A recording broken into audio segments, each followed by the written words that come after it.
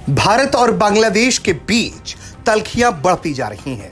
भारत के विदेश सचिव ने बांग्लादेश के विदेश सचिव के साथ मुलाकात की और इस दौरान भारत बांग्लादेश के रिश्तों को लेकर बातचीत हुई।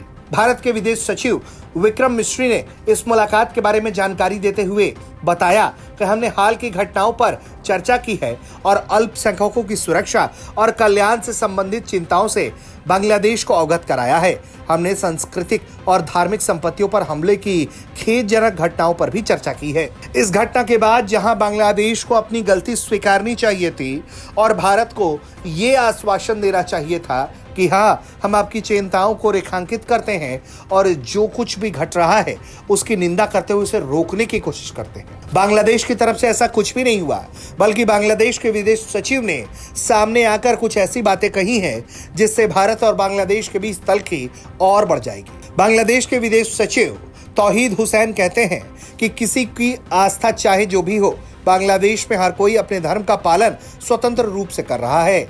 इस संबंध में भ्रम और गलत सूचना की कोई गुंजाइश नहीं है। जमीनी हालात को देखने के लिए बांग्लादेश ने विदेशी पत्रकारों को भी बुलाया है। हमने ये भी कहा है कि ये हमारा घरेलू मामला है और हमारे अंदरूनी मामलों पर दूसरे देशों की टिप्पणी उचित नहीं है।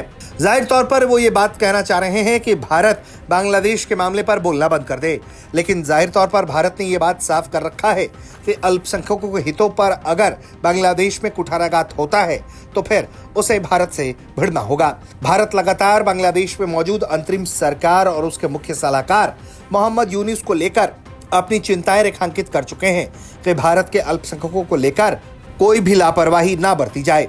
वहीं लगातार बांग्लादेश की तरफ से ये कहा जा रहा है कि वो भारत के साथ बेहतर रिश्ते चाहता है, लेकिन उसके एवज में जिस तरह की घटनाएं बांग्लादेश में अंजाम दी जा रही हैं और जिस तरह से बांग्लादेश चुप्पी साधे बैठा है, उससे लगता है कि वो भारत के साथ कहना कुछ और चाहता है, करना कुछ और चाहता है।